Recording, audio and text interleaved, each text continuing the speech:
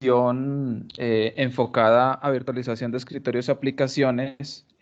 Vamos a tener una conversación más del lado de negocio, de conocer cómo es la solución. Ya tendremos una próxima, ya del lado técnico de implementación como tal. Mi nombre es José Rojas, soy arquitecto Azure dentro de la unidad Cloud de Ingram Micro para Colombia. En esta oportunidad vamos a hablar acerca de virtualización de escritorios y aplicaciones con el servicio Windows Virtual Desktop de Microsoft en su nube Azure. Bueno, la agenda, tenemos 4 puntos principales, prometo no aburrirlos. La primera es una pequeña introducción hacia el servicio de virtualización de escritorios y aplicaciones.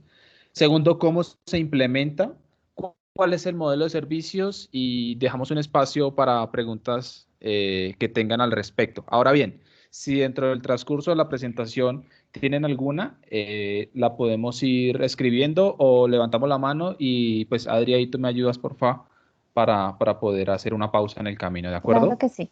Vale.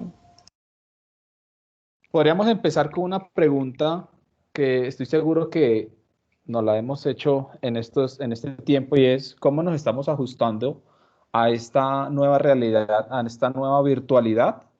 De un lado, o tradicionalmente, a nivel de virtualización, conocemos mucho acerca de virtualización de servidores como tal, en cualquiera de los sistemas operativos. Acá la pregunta sería más enfocada hacia aquella virtualización del ambiente del escritorio del usuario final o del usuario como tal, el que utiliza su sistema operativo Windows cliente, ¿sí? Tradicionalmente, las soluciones de virtualización, que pues no es nuevo, pero lo nuevo sí es el foco que se le da ahora por demanda, siempre han sido soluciones costosas, complejas de administrar, porque hablamos de 4, 5, 6 servidores, el licenciamiento, entre otras cosas. En algunas organizaciones, digamos que el sistema de virtualización corre sin problemas, pero acá el foco es mirándolo bajo el nuevo modelo de servicio. Lo que pasa en la oficina se queda en la oficina, sí y no, porque tenemos de un lado los usuarios que tienen sus equipos, que apenas entramos en este tema de cuarentena, pues se fueron a sus hogares con sus equipos y empezaron ese trabajo remoto. Se les otorgó en algunas ocasiones VPNs, de pronto se tuvo ahí un sistema de gestión con MDM, pero todo por fuera de la red local, todo por fuera de la organización del edificio como tal, ¿cierto? Con un escritorio virtual podemos estar hablando de llevar la computadora a cualquier parte y específicamente la imagen pueden identificarlo a través de un celular, porque digamos que es uno de los endpoints soportados para poder acceder a un escritorio virtual. Claro, no va a ser muy fácil manipularlo en una pantalla de 4 o 6 pulgadas, pero se tiene la opción para esto. Dentro de las ventajas que encontramos con virtualización, ya pasamos a la parte de modelo de costos, que creo que es bastante interesante. Podemos hablar de que a sus clientes se les puede dar un acceso seguro a esos ambientes de Windows cliente. Windows cliente hablamos de Windows 10, Windows 7 inclusive, y por ahí Windows Server desde 2012 R2 en adelante. ¿Esto cómo lo otorgamos? A través de una conexión por un navegador web que maneje HTML5 en últimas versiones o a través de la aplicación como tal que se instala en el equipo. El endpoint de conexión desde donde se podría conectar un usuario puede ser un sistema Linux, un sistema Windows, un sistema dentro de una MacBook o una Mac OS, ¿de acuerdo? ¿Y a esto qué encontramos? Pues que inclusive si digamos que se pierde el equipo, se pierde el medio de conexión, podríamos continuar con ese acceso a ese Windows como tal, ¿de acuerdo? Porque o más bien el hardware nos va a servir para conectarnos a unas capacidades de cómputos que están remotas. El sistema el servicio mejor de virtualización que encontramos por demanda se llama Windows Virtual Desktop. Es un servicio que nos permite virtualizar tanto escritorios en Windows 7 Enterprise, Windows 10 Enterprise, como virtualizar ya a nivel de servidores, como lo mencionaba, desde Windows Server 2012 R2 en adelante. ¿Qué ventajas tenemos? Que podemos hacer una virtualización completa del escritorio o podemos hacer una virtualización solo de las aplicaciones. ¿De qué depende cada una? Depende básicamente en donde se entra a evaluar si es una renovación de los equipos como tal o si es de pronto una aplicación nueva que llegó a la empresa y que se necesita acceder a través de un hardware que no se ha terminado de depreciar. Podemos pensar en una virtualización de aplicaciones. Les coloco un ejemplo. Un Windows cliente en Windows 10 que de repente tenga que empezar a correr una aplicación que requiera de gráficos, pero su equipo, su hardware no lo soporta, lo podemos hacer a través de una virtualización de aplicaciones porque no necesitamos un escritorio completo como tal. Podemos separar lo que es la aplicación, el sistema operativo y los datos de lo que es el hardware local, en este caso para el ejemplo que colocaba. Y pues el acceso que se realiza, como lo mencionaba, a través de un navegador web, es decir, la conexión sale por HTTPS, ¿cierto? Protocolo seguro, llega al servicio de Windows Virtual Desktop en Azure e internamente Azure sirve de inverse proxy para redirigir todo el tráfico RDP hacia esas sesiones de escritorio remoto. En cuanto a beneficios, tenemos algo que se llama el multisession o sesiones múltiples, que hasta hace poco venía solo con Windows Server, y es yo a través de una sola capacidad de hardware entregar muchos escritorios, muchas experiencias de virtualización de escritorios, ¿de acuerdo? Viene optimizado para trabajar con 365. Ahora en las últimas actualizaciones que han salido del servicio, tenemos, por ejemplo, mejoras a nivel del audio, mejoras a nivel de optimización de trabajos con Teams, para la parte de ambientes que ya se manejan. Ahora, Windows Virtual Desktop no es un servicio nuevo como tal, es decir, su esencia ya la conocemos y es, por ejemplo, los clientes o parte de sus clientes hoy por hoy que están con un ambiente de RDS local con Microsoft. Lo que se hace es básicamente, imaginemos como si ese servicio se llevara hacia la nube y se entregara por demanda. Lo que hasta hace un tiempo se hizo con el Exchange Server, que se pasó hacia un Exchange Online que inicialmente empezó como VPOS y que ya hoy conocemos como parte de la suite de 365. De esta misma manera se tiene el mismo servicio de RDS enfocado en la nube. Este servicio de RDS, de Terminal Services, incluye una arquitectura de 6 servidores, ¿cierto? Esos 6 servidores, que pues son bastante, la administración es compleja, se la entregamos a Microsoft. Microsoft, a través de algo que llaman el inquilino de Virtual Desktop, nos entrega el servicio y ya es aquí donde vamos a empezar a revisar temas de costos y de esa manera nos liberamos de esa carga administrativa y pensamos solo en la demanda de los escritorios o de las aplicaciones virtuales bajo las condiciones que se requiera. ¿A qué me refiero? Es a cuántos de RAM, cuántos core, qué generación de procesador, qué tipo de almacenamiento, cómo voy a hacer ese almacenamiento de los perfiles, porque aquí hablamos ya algo que es la tecnología FS Logics. FS Logics es una compañía que adquirió Microsoft, la cual permite, entre otras cosas, optimizar ese tema de los inicios de sesión, sacando el perfil del usuario de la máquina. Esto nos garantiza temas de alta disponibilidad, porque ya vamos a ver que las sesiones de los usuarios se ejecutan en un host, pero su perfil está almacenado en otro repositorio. Implementación y escala en minutos, prácticamente es muy rápido. Lo que pasa es que dependiendo del nivel de personalización, así mismo toma su tiempo. Yo la implementación de Windows Virtual Desktop puede salir en mediodía fácilmente.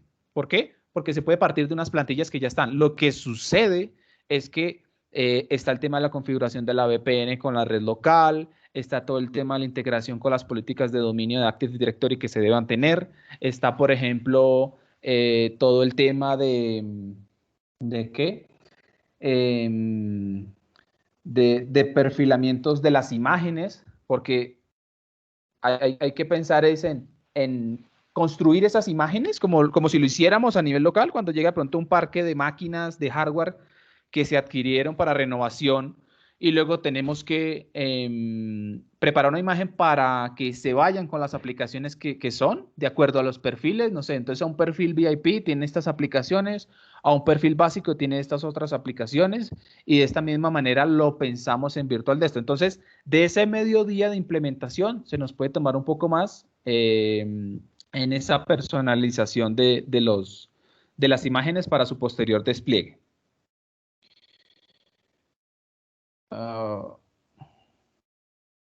Ok. ¿A quién está dirigido Virtual Desktop? Realmente todo aquel que utilice una computadora digamos, es candidato a poder usar un tipo de virtualización como este, ya sea del escritorio o de solo aplicaciones. Por ejemplo, a nivel de los que son los principales accionistas o dueños de las empresas, pues tienen que asegurar de que a medida que crece, pues se tenga controlado ese tema de presupuesto, ¿no? Cuando se hace una adquisición de un parque de máquinas, siempre se empieza y junto con el área financiera se dice, bueno, ¿cuánto va a costar y cómo va a ser esa depreciación? ¿De acuerdo? Normalmente siempre hay lotes, no significa que para una fecha siempre se renuevan todos, sino que en el transcurso del año pueden existir 3 y hasta 4 renovaciones de hardware. De esta manera, pues los dueños de las empresas tienen que estar enfocados también en poder, es como un tire y afloje porque de este lado, reducción de gastos de TI, pero ya entramos a ver del lado de TI que también se requieren recursos para empezar a sobrellevar esa demanda que se empiece a tener. Del lado de los gerentes de lo que son líneas de negocio, pues tiene que entregársele a las personas una forma más inteligente y más rápida de poder seguir trabajando. La experiencia que tuvimos a inicios de este año es que de pronto nos dimos cuenta que algunas cosas, algunos procesos no los teníamos tan maduros y el hecho de enviar a todas las personas o gran parte de las personas a sus casas nos puso en algunos retos, como por ejemplo el tema de la conectividad, el tema de poder ya yo darle un acceso al sistema a través de alguna VPN o inclusive algo tan importante como es la protección de esos datos que salen de la red corporativa. Ya no hay un firewall, sino que es el módem de su casa el que va a empezar a gestionar como tal lo que puede hacer a nivel de seguridad. En temas de gerencias de tecnología, aquí ya abordamos un poco más el hecho de que esas renovaciones entren en una depreciación. Aquí hablamos de dos cosas. Uno, el hardware que se deprecia con el tiempo y dos, el tema del licenciamiento que, entre otras cosas, también se va depreciando y a no ser que la organización esté con un licenciamiento de assurance o algo por el estilo, tiene que estar pensando también en esa actualización, tanto para los escritorios como para las aplicaciones que de repente hoy por hoy corren en Windows 7 porque no hay nadie que las haya logrado migrar a una versión más reciente. Entonces, por eso también tenemos estos ambientes. Y a nivel de usuario final, pues prácticamente el usuario final empieza a administrar muchos dispositivos, a acceder a la información corporativa desde muchos dispositivos. Entonces, por ejemplo, no sé, un usuario que tenga que viajar y de repente o tenga que salir de su casa para la oficina, volver a la oficina y de repente se llevó su computadora personal en vez de la computadora corporativa, ¿sí? Del lado de virtualización, digamos que esto no es un problema porque desde su computadora se conecta a un ambiente que está controlado y administrado por las políticas de la compañía, independiente de dónde se conecte. Puede ser en un café, puede ser en su casa, puede ser en el internet del aeropuerto, en cualquier lugar. A nivel de implementación, solo tenemos este slide porque no quiero abordar muy técnico, simplemente a alto nivel. Les cuento que Windows Virtual Desktop puede tomar dos caminos o inclusive hasta tres.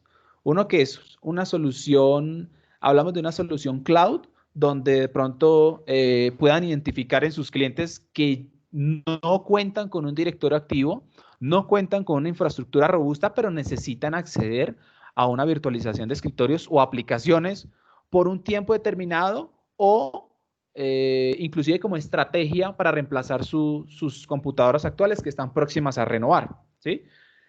¿Qué sucede? Con Virtual Desktop podemos hacerlo, no importa que no tenga Active Directory, se implementa en Azure como servicio. Entonces, digamos que no es un tema de que de pronto a nivel local existen algunas falencias, se puede manejar, o a nivel de una implementación híbrida como tal. Los pasos a alto nivel, podemos hablar de la preparación de una imagen, ¿cierto? En entornos Windows, por el momento no hablamos de escritorios en Linux, hablamos solo de escritorios en Windows 7, 7 Enterprise y Windows 10 Enterprise, ¿vale? Bueno, un paréntesis y es, también podemos virtualizar Windows Server, pero digamos que el tratamiento es por Virtual Desktop, pero hay algunas consideraciones que debemos tener presentes, entre ellas el propio licenciamiento de CAL. Hay que definir esas capacidades. Entonces, este tema de virtualización se hace, digámoslo así, relevante o más bien viable financieramente cuando hablamos de organizaciones que requieren de 50 o más escritorios. No quiere decir que si tenemos o si tienen algún cliente que tenga 5 escritorios, 10 escritorios como requisito, no se pueda manejar. Sí se puede hacer. Lo que sucede es que ese punto de equilibrio entre el costo de inversión se alcanza después de los 50 escritorios, de acuerdo a la experiencia que hemos tenido. ¿De acuerdo? A nivel de escritorios, claramente, esas capacidades es definir, bueno, cuánta capacidad, cuánta memoria, cuánto procesamiento, qué tipo de procesamiento, si se requiere algún tipo de generación en especial de los procesadores. Podemos estar hablando de Intel, de AMD y, entre otras cosas, si llevan procesamientos en GPUs, como por ejemplo. La administración y la gestión de identidades. Entonces, de pronto una pregunta puede ser, ¿cómo se conecta el usuario a ese escritorio remoto? La respuesta es a través de su identidad dentro del Active Directory, ¿cierto? Si no se cuenta con un Active Directory, se puede implementar y es digamos, el camino para que puedan iniciar sesión en un escritorio virtual. Al tenerlo en el directorio activo, estamos sincronizando con algo que se llama el Azure Active Directory y por lo tanto tenemos todas las capacidades que un Azure Active Directory nos entrega, como por ejemplo autenticación multifactor, temas de accesos condicionales. Entonces, fíjense que el hecho de que las personas se conecten al escritorio virtual para empezar a trabajar, pero no lo hagan desde la empresa, desde la LAN, lo podemos tener controlado a través de un acceso condicional o un acceso basado en el riesgo, que me diga si esta persona se está conectando desde una IP que no es en Colombia, me le genera un bloqueo o me le pida un doble factor de autenticación. Si esta persona se está autenticando a través de un dispositivo que no está en cumplimiento, no me le permita el acceso. ¿Eso qué quiere decir? Un dispositivo que tenga actualizaciones que no son recientes, de pronto si se conectó desde el equipo personal por algún motivo y el equipo personal todavía está en Windows 7 y no tiene parches ni nada, que tenga un nivel de restricción. Entonces, podemos llevar a ese nivel el control y administración en lo que tiene que ver con accesos e identidades. Lo podemos mapear también del lado de los datos, ¿cierto? Inclusive podemos empezar a hablar, cuando ya nos metemos por Modern Workplace, que es todo este tema de Enterprise Mobility and Security, Microsoft 365, hablamos de, por ejemplo, de administración del dispositivo o de administración de las aplicaciones. Esto lo conseguimos con Intune. Conexiones de la red local son consideraciones que se debe tener porque en el momento en el que se decida implementar una solución de estas, va a requerir un dominio local de Active Directory. Por lo general están locales, ¿sí? Y pues nos toca llegar desde Azure hacia ese dominio. Esto lo logramos a través de una VPN o en algunos casos particulares a través de una conexión más privada, más segura, más robusta, más rápida, que conocemos como ExpressRoute. En pruebas de despliegue, como todo proyecto, se tienen que hacer pruebas, empezar a ver el tema de latencia y como tal estabilización de servicio cuando empiezan a salirnos, oiga, este driver falta, este tema, de pronto el usuario está reportando alguna experiencia con esto y empezar a terminar como esa adopción dentro de los usuarios. De pronto, aquí pasando ya a la parte del modelo de costos, me gustaría saber si de pronto hay alguna pregunta en el chat o si alguien tiene Si alguna alguien pregunta por tiene conversar. alguna pregunta que quiera hacer en este momento, porque en el chat no tenemos alguna, ¿no? No, José, yo creo que podemos seguir y ver de pronto más adelante si hay más preguntas. De acuerdo, perfecto. Entrando ya en el modelo de costos, tenemos principalmente la adquisición de este servicio se basa en dos componentes, bueno, hablamos de tres componentes. Dos de ellos están relacionados como tal al servicio de licencias como tal y a las capacidades que vamos a implementar en Azure para soportar la demanda, ¿cierto? Lo que tiene que ver con infraestructura. Y el tercer componente tiene que ver ya con la configuración como tal de los servicios. Entonces, a nivel de licenciamiento tenemos que se debe proporcionar una licencia a cada usuario que requiera un escritorio virtual o una aplicación virtual. ¿De acuerdo? ¿Qué licencia le tenemos que otorgar? Una Windows 10 Enterprise. ¿De acuerdo? Están las versiones E3, las versiones E5, las VDI for User, y estas están inmersas dentro de los planes de Microsoft 365 en E3, E5, F3, la Business Premium y los tipos de licenciamiento de educación A3 y A5. ¿Listo? Algo importante acá y es, ¿se puede usar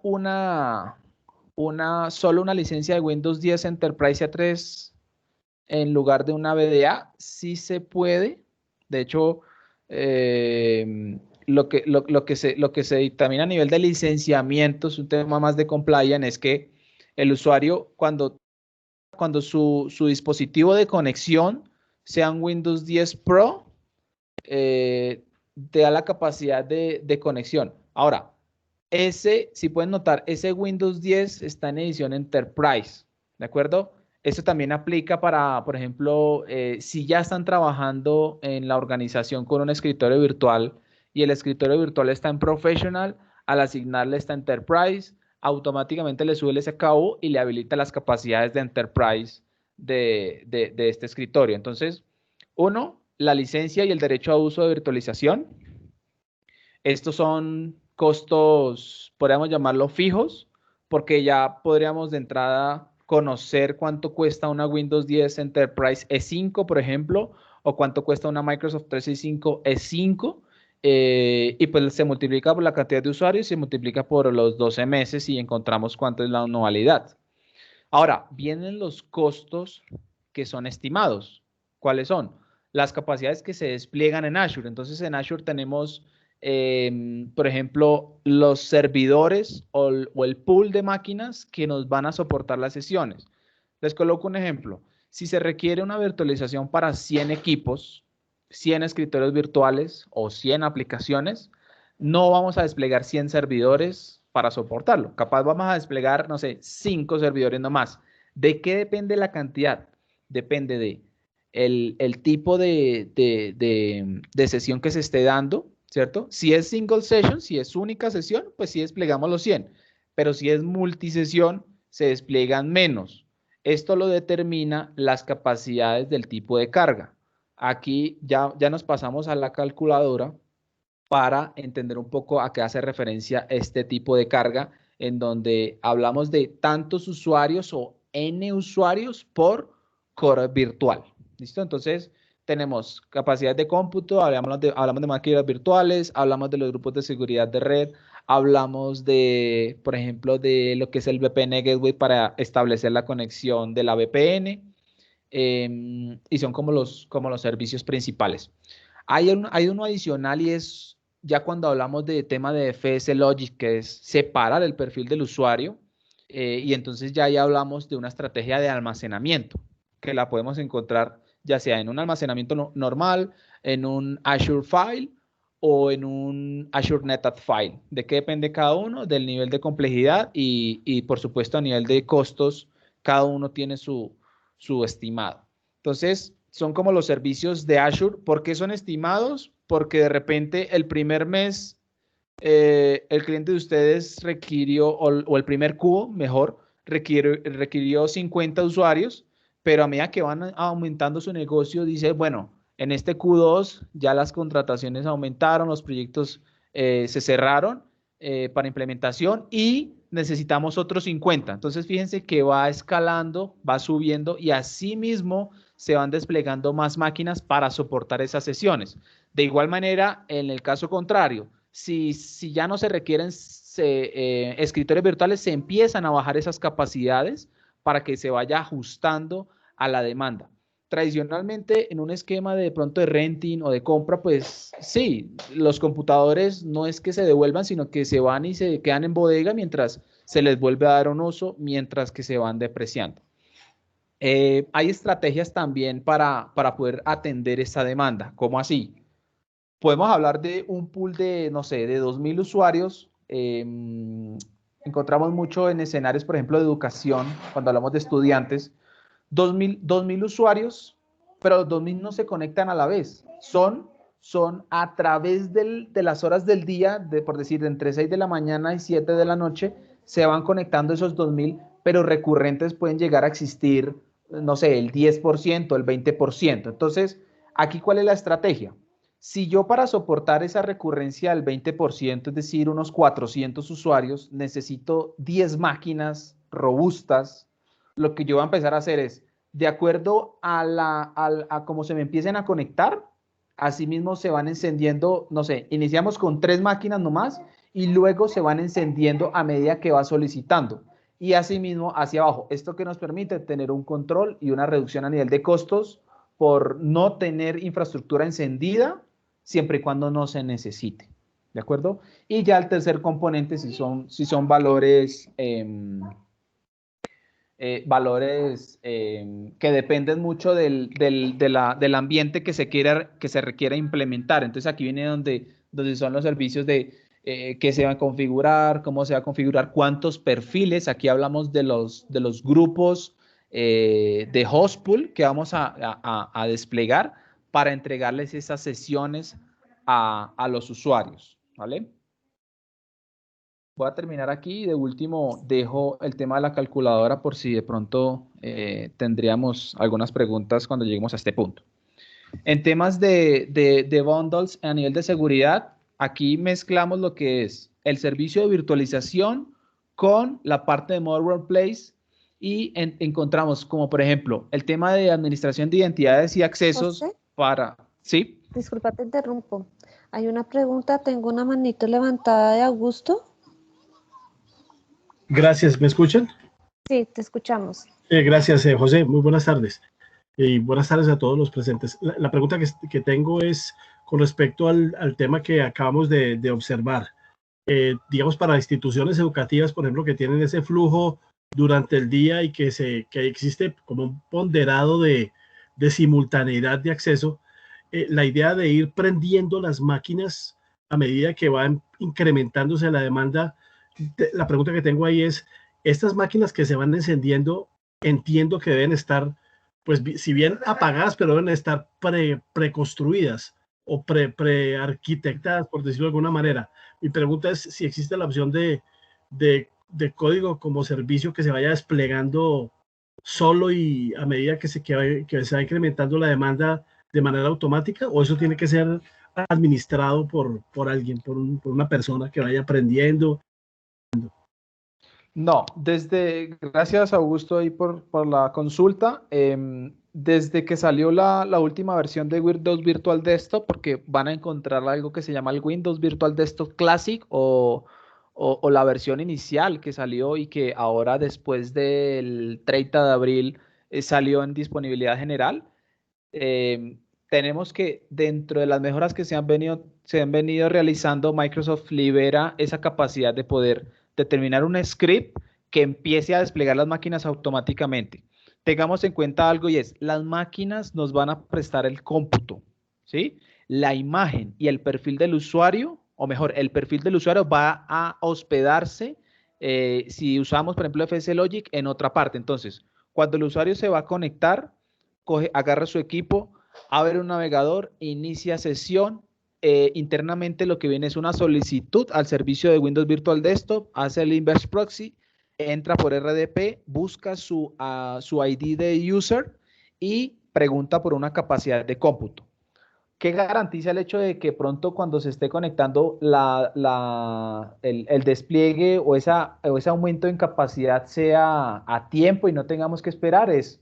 Se determinan unos umbrales. No esperamos a que la máquina se llene completamente, sino que, por decir algo, si tengo una máquina que me soporta, no sé, es una carga de trabajo pesada, que son, que son 2 usuarios por vCPU y tenemos un servidor con 4 cores virtuales, quiere decir que no vamos a esperar a los 8 usuarios conectados, sino que cuando existan 5 y se conecte el sexto, se despliega automáticamente la otra máquina virtual para que de esta manera se empiece a generar esas capacidades.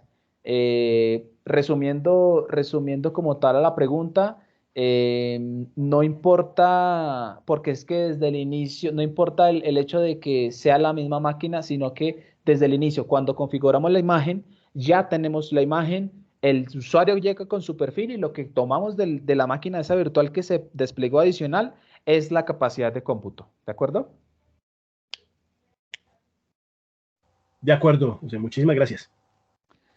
Vale, perfecto, Augusto, gracias. José, tenemos otra pregunta. Jonathan. Buenas tardes a todos. José, tengo una duda ahí. Cuando estábamos hablando del licenciamiento, donde mis usuarios probablemente desde donde estén ubicados se van a poder conectar a un escritorio virtual, ¿también se manejan CALs? De acuerdo. El tema de las CAL quedan inmersos dentro de este tipo de licenciamiento. Que hay que tener en cuenta que, como les mencionaba, el usuario tiene que contar con una licencia que aplique para este tipo de ambiente, ¿sí? ¿Por qué hago esta referencia? Es porque si se tiene voy a devolverme aquí a la parte de licenciamiento, si se tiene una licencia de estas, el usuario tiene acceso a un escritorio virtual de Windows cliente, llámase Windows 7 o Windows 10. Bueno, hago ahí un paréntesis, es Windows 7, sabemos que ya salió de soporte, pero para aplicaciones que son legacy y que se implementen en Azure, Microsoft extiende ese soporte hasta el 2023. Cierro paréntesis. Entonces, ese tema de la CAL, por ejemplo, cuando hablamos a nivel local de la CAL de RDS, de Terminal y demás, queda inmerso dentro de este tipo de licenciamiento. Entonces, esa conexión del usuario tiene que estar determinada por la licencia que tenga, ¿de acuerdo? Listo, José, claro. Listo, José. Estas eran las preguntas. Gracias. Vale, de acuerdo. Aquí, como tal, los bundles de seguridad, encontramos esa combinación del servicio de virtualización con lo que tiene que ver con, por ejemplo, autenticación multifactor. Les mencionaba el hecho de que al usuario se le solicite basado en una regla, basado en una condición, basado en un riesgo. A nivel de prevención de protección de amenazas, podemos identificar, por ejemplo, en términos de análisis, de Azure ATP, el mismo Office 365 ATP, que son capacidades que encontramos en todo el mundo de Modern Workplace. Sentinel como servicio, como el correlacionador de eventos en la nube completamente administrado por Microsoft. Pues estos bundles son, como por ejemplo, este primero que es recomendado como una solución para clientes del sector SMB. De pronto el de Threat Protection está más enfocado a un tipo de industria un poco más grande.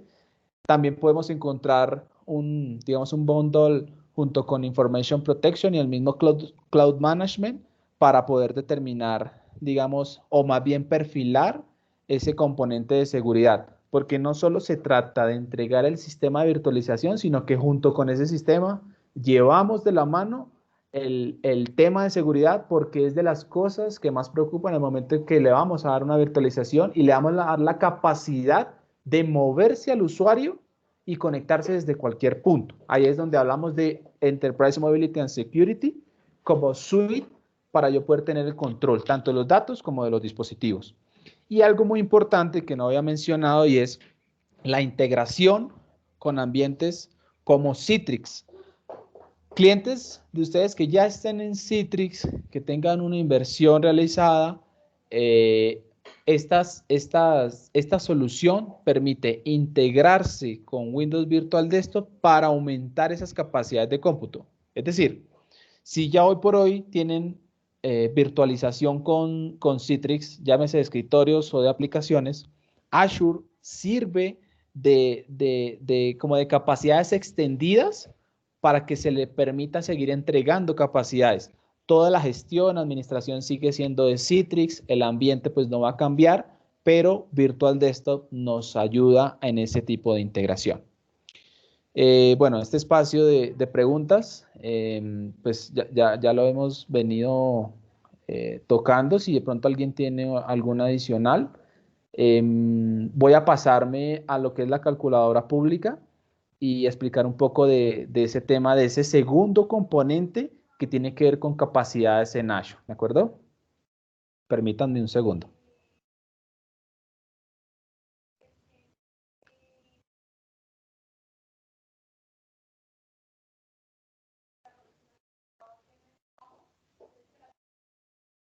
Bueno, aquí estoy proyectando la calculadora de precios pública. Tenemos el servicio de Windows Virtual Desktop que podemos encontrar acá en el buscador como Windows Virtual Desktop, ¿cierto? En este componente nos va a solicitar varias variables. Entonces, la primera, que conocemos como la región, hay una página que es el que nos entrega como esa experiencia óptima para elegir esa región, y es básicamente esta URL pública donde nos dice más o menos la latencia que tenemos con esas regiones de Azure. Por ejemplo, en este momento el ST2 es la que menos nos entrega. Acá hay un valor de referencia y es para 150 milisegundos de latencia, es algo medianamente razonable en experiencia como tal de los usuarios de conexión a esos escritorios. Entonces dejamos el ST2 de los Estados Unidos. Aquí el tipo de servicio, entonces, lo podemos hacer Pullet o lo podemos hacer personal. ¿Esto qué quiere decir? ¿O de qué depende cada uno? Porque de pronto la palabra ya nos da un indicio de qué trata, y es la virtualización de escritorios. Continuando con el ejemplo de los 100 escritorios, podemos tener un ambiente personal, y es, si tengo 100 escritorios, tendría 100 servidores soportándome a los usuarios, ¿de acuerdo? ¿En qué escenarios deberíamos contemplar esto?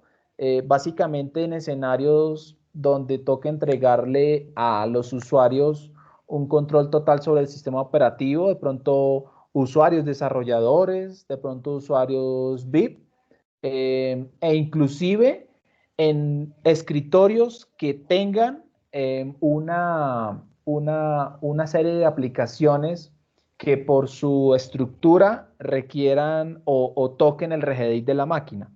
Lo que esté tocando el HKey Local Machine de la máquina son ambientes que no son óptimos para un ambiente Pullet, porque si yo tengo una máquina que me soporta 8 usuarios, cuando se conecte el primero funciona. Cuando se conecta el segundo, lo más probable es que me saque el primero. ¿Por qué? Porque están compartiendo el mismo hardware, están compartiendo la misma Mac. José, una pregunta. Carlos Fernández quiere saber qué requerimientos de ancho de banda tiene un escritorio. ¿Qué requerimientos de ancho de banda? Bueno, creería que la pregunta enfocada es, desde mi sesión de mi casa, por decirlo así, yo me conecto al equipo, ¿de acuerdo? Digamos que esta experiencia está determinada mucho ¿cómo se llama? Por las capacidades del escritorio virtual, pero básicamente y de la transaccionalidad, por supuesto, que se esté dando. Pero básicamente esas conexiones, tenemos unas guías de conexión. Permítanme un segundo, yo la coloco acá, como unas directrices de lo que respecta ese tema de la conexión. Entonces, por ejemplo, ahí están viendo mi pantalla, ¿cierto? Por ejemplo, en un tipo de carga Perdón, José, pesada o heavy, no ¿sí? Yo veo tu pantalla. ¿Hay alguien que no la ve?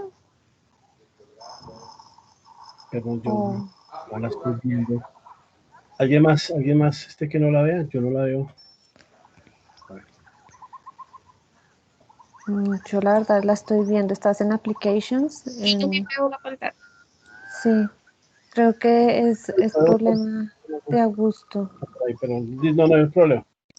Ya. Si quieres entrarte un segundito y volver salirte un segundito y volver a entrar, de pronto eso te ayuda. Vale.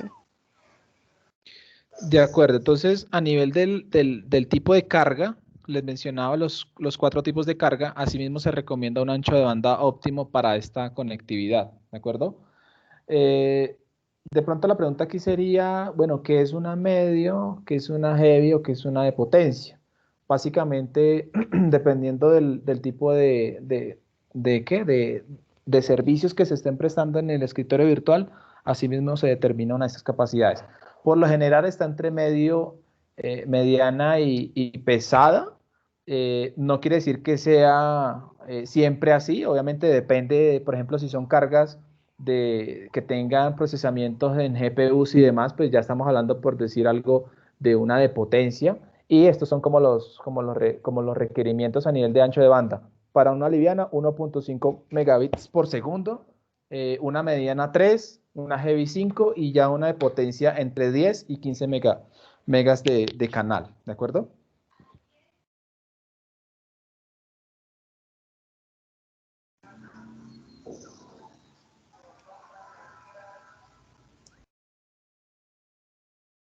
Bueno, pasando de pronto, si no fue clara la pregunta, no sé si nos puedes Déjame ver, confirmar si respondimos ahí a Carlos. tu pregunta. Sí, gracias. Vale, perfecto. Aquí hago una aclaración y es, esos escritorios virtuales también tienen un ancho de banda allá, ¿sí? En Azure. Y es, por default, la salida a Internet es desde el data center. Quiere decir que el usuario se conecta a su equipo, su proveedor de Internet le lleva la conexión hacia el cable que sale hacia el norte de los Estados Unidos y llega al data center y le entrega la conexión. El usuario está trabajando y necesita en algún momento salida a internet, por default sale desde allá. De repente, en algunos escenarios nos han preguntado si es posible que se devuelva hasta el data center local y sea desde ahí el firewall quien controle esa salida a internet. Sí es posible, pero tengamos en cuenta el salto que toca hacer para ir, volver y devolverme. Entonces, es posible, pero hay que tener en cuenta ahí los saltos. Y como tal, en la conexión a internet que se dispone, pues realmente son muy, muy generosas. En un escritorio virtual de las pruebas que hemos realizado, depende también de la máquina, el host, pero puede estar fácilmente en 100, en 400, inclusive hemos llegado a 700 megas de descarga y una relación de 1 a 5 por lo general. Regresando acá al tema de costos, entonces, en versión Pullet tenemos una cantidad de usuarios, no la hagamos tan grande, hagámosla de 100. Aquí van a notar algo y es que no permite cotizar menos de 100. Esos son términos netamente de estimación, pero si se quiere menos, se hace aquí un juego con estos números. Esta concurrencia en picos quiere decir tenemos 100 usuarios, pero no todos se conectan. ¿Por qué? Porque de pronto una tercera parte se conectó de las 8 de la medianoche a las 8, el otro de las 8:01 a las 4 y el otro de las 4:01 a la medianoche. Los 3 turnos pues, que puede tener una jornada laboral de 24 horas. Entonces, la concurrencia en ese caso sería del 33% porque no todos se van a conectar. La concurrencia fuera de esos picos quiere decir, cuando más se conectan una tercera parte. Y cuando menos se conectan, ¿cuántos se conectan? En algunos escenarios es, por ejemplo, en oficinas que manejan horario laboral, este cálculo sería más o menos así, el 100% y cuando no se conecta ninguno. ¿De acuerdo? Esto va en porcentajes. Aquí las horas de uso, fíjense que manejamos como las máquinas virtuales, en donde 730 horas es el mes promedio. 30 días tienen 724 y 720. Y 31 días tienen 744. Entonces, este es un promedio entre los meses que tienen 30, 31 días. Cuando nos llega febrero también se tiene en cuenta. ¿Por qué es importante esto? Porque aquí de repente lo que se puede hacer es, si es un horario de oficina en el que sus clientes se conectan, por decir algo, a las 8, a las 7 de la mañana y se desconectan a las 7 de la noche, quiere decir que tenemos 12 horas, trabajan de lunes a viernes, es decir, 22 horas. En este caso tendríamos no 730, sino 264 y esto ya directamente nos impacta a nivel de costos. En temas de single session y multisession, es algo similar aquí a Personal Pullet. Multisesión es agarro un servidor y en ese servidor virtualizo 8 escritorios virtuales o virtualizo 8 aplicaciones. Aquí es el tipo de carga que conversábamos. Entonces, por ejemplo, ese tipo de carga lo que me da es una relación de cuántos usuarios me va a soportar un core virtual. Entonces partimos del live, que es 6 usuarios por vCPU, pasando a 4 por vCPU en una carga de trabajo mediana. Luego sigue 2 usuarios por vCPU y luego finalmente en cargas mucho más potentes tenemos 1 usuario por vCPU. ¿Esto qué quiere decir? Un servidor que yo utilice como host de mis usuarios, si el servidor tiene 8 cores y yo selecciono un nivel de carga de potencia, quiere decir que me va a soportar hasta 8 sesiones. Si lo selecciono live, quiere decir que me va a soportar hasta 48 sesiones en ese servidor. Aquí pues ya determinamos los tamaños de las máquinas. Esto me determina cuántas instancias se me van a desplegar, porque por ejemplo, yo tengo aquí 2 cores virtuales, pero si yo lo aumento a 8 cores virtuales, mire lo que pasa con la cantidad de instancias. Instancias hace referencia al servidor que se va a desplegar, ¿de acuerdo? Entonces está directamente relacionado. También se puede tener una reserva de cómputo para ahorrar en costos como tal. Y esos mismos costos se pueden ir a pagos mensuales o pagos de una sola vez. En discos de sistema operativo, aquí hay que identificar que una cosa es el disco de ese host y otra cosa es el almacenamiento que yo vaya a utilizar para el perfil de cada usuario. El perfil en blanco de un usuario en Windows Virtual Desktop parte, según la teoría, desde 350 megas, vacío, limpio. En la práctica hemos encontrado desde 180, 200 megas más o menos y ahí en adelante lo que vaya consumiendo. Aquí es algo importante y es el perfil del usuario lleva una estimación en capacidad en gigas. Normalmente cuando se adquiere un renting o se compran máquinas, lo que se hace es determinar, bueno, además de los cores y de la memoria de cada equipo, decir, este lleva 512 gigas, este lleva 1 tera de almacenamiento con la máquina. Estado sólido o disco normales es independiente. Pero fíjense que le estamos entregando unas capacidades enormes. Cuando hablamos de Virtual Desktop, hablamos de perfiles de en promedio de 30, 50 gigas. Muchos dicen, ¿por qué tan poco? Y es que estas 30, 50 gigas están determinadas al perfil del usuario, aquí no vamos, a esas 30-50 no me va a consumir lo que hace el sistema operativo, lo que hacen las actualizaciones del sistema operativo, lo que se llevan las aplicaciones, sino que va a estar enfocada solamente al perfil del usuario. Entonces, estos discos son los que entrarían aquí a ser parte de ese host. Esta cuenta de almacenamiento hace referencia al almacenamiento que yo voy a utilizar para esos perfiles de usuario. Entonces, finalizando con los 100 usuarios, si tenemos 5 gigas, o mejor, si tenemos 1 giga por cada, 10 gigas de almacenamiento que le vamos a proporcionar a cada usuario para su perfil, pues aquí hablamos de 1000 gigas, o bueno, cerca de 1 tera. Entonces, de esta manera es que estimamos la cantidad de almacenamiento que debemos tener en cuenta. Y a nivel de bandwidth o de datos de transferencia de salida, todo lo que le enviemos en términos de gigas de información de datos hacia Azure, no lo cobran. Todo lo que salga después de la giga número 5 se empieza a facturar. Entonces aquí debemos tener en cuenta cuántas gigas van a ser estimadas de consumo. Normalmente esto es muy relativo, pero aquí para tener valores de referencia, 1 tera está alrededor de los $88 y es uno de los componentes. Entonces, aquí como para irlo ya resumiendo, contando con los 5 minutos, tenemos que para un esquema de virtualización, ustedes pueden sacar el servicio de Windows Virtual Desktop, hay que contemplar el tema de almacenamiento, hay que contemplar el tema del ancho de banda y hay que contemplar aquí hay algo que no está y es, por ejemplo, si se requiere una conexión con la red local, porque de repente hay un servicio que llega y consulta a otro servidor que está en el data center local y vuelve y sube. Entonces, debemos contemplar aquí un tema de VPN Gateway para poder establecer esa comunicación. Entonces, de esta manera se tienen unos costos estimados. Para el ejercicio tenemos 875. Entonces, aquí, al final del ejercicio, ¿qué se hace? Tomamos los dos valores que les comentaba, que son, por un lado, el fijo, que sabemos cuánto cuesta la licencia, por este lado, el estimado, y ese estimado lo vamos a dividir por el número de usuarios, ¿de acuerdo?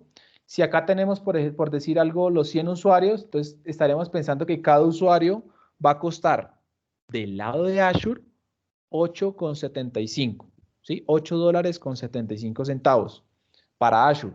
Si sabemos que una licencia de Windows 10 puede estar costando $7, entonces sumamos esos dos componentes y eso nos da un valor estimado de lo que cuesta un escritorio virtual para el usuario asignado en una capacidad de recurrencia mensual. Hoy por hoy, en números que, pues de la experiencia que tenemos es, un escritorio virtual puede estar del orden de los 180,000 pesos, perdón, de 220,000 pesos a los 200,000 pesos mensuales, incluyendo administración, gestión, etcétera. Del lado de Azure, como les comentaba, ese punto de equilibrio que sale después del escritorio número 50, podemos estar encontrando que podemos llegar a unos valores de más o menos dentro de 20 y $35 por usuario, por escritorio, por mes, más o menos. Depende, por supuesto, del tipo de carga, del tipo de disco, etcétera, etcétera. Pero son valores estimados que se terminan de ajustar cuando los clientes de ustedes determinan y dicen, mire, este es mi ambiente y así va a ser la configuración. Este es básicamente el tipo de estimación que se realiza en el modelo de costos. Recuerden, hay que tener estimado Azure, hay que tener estimado la licencia, y esos son los valores mensuales que se van a empezar a generar y que van a ser parte como tal de la facturación de este servicio. No sé si de pronto alguien tenga una pregunta aquí finalmente ya para cerrar con estos 2 minutos.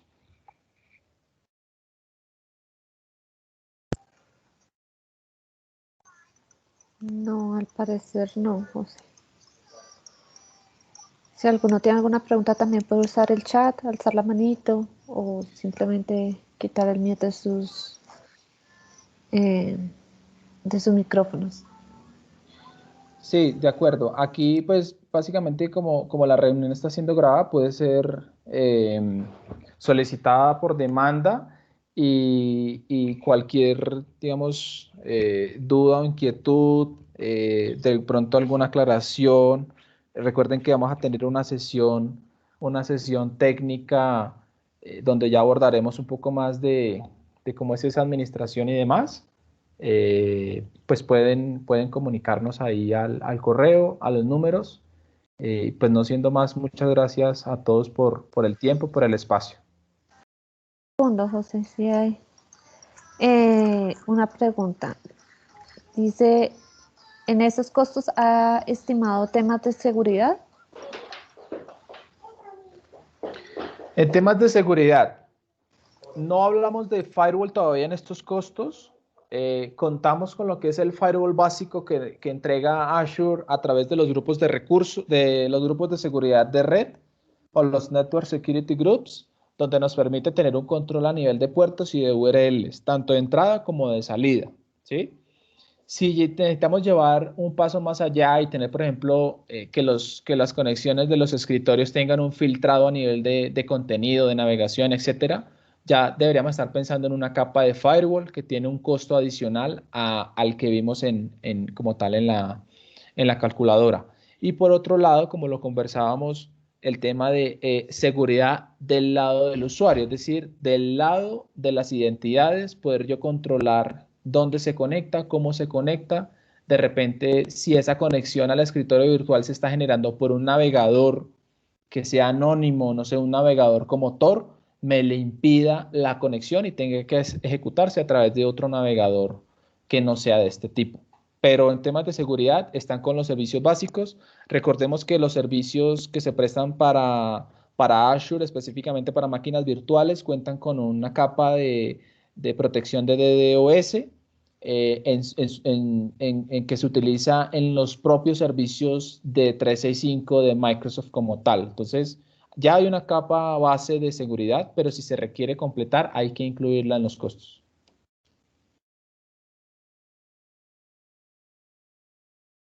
Perfecto. ¿Alguna otra pregunta que tengan? Aquí hay otra. Sería bueno tener talleres prácticos donde se identifiquen estos aspectos. Sí, de acuerdo. Lo que podemos hacer es, luego de la siguiente sesión o inclusive en paralelo, empezar a validar esos temas de conexión, de seguridad y de administración, porque ya en la otra sesión veremos el portal de administración donde se puede, por ejemplo, cerrarle una sesión a un usuario, se puede enviarle un mensaje.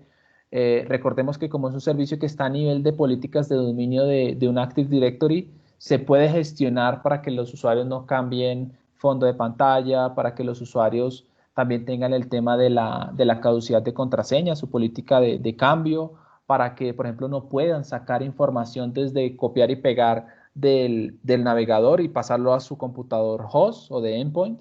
Entonces, como parte de estos detalles, sí los podríamos tener más adelante sin problema.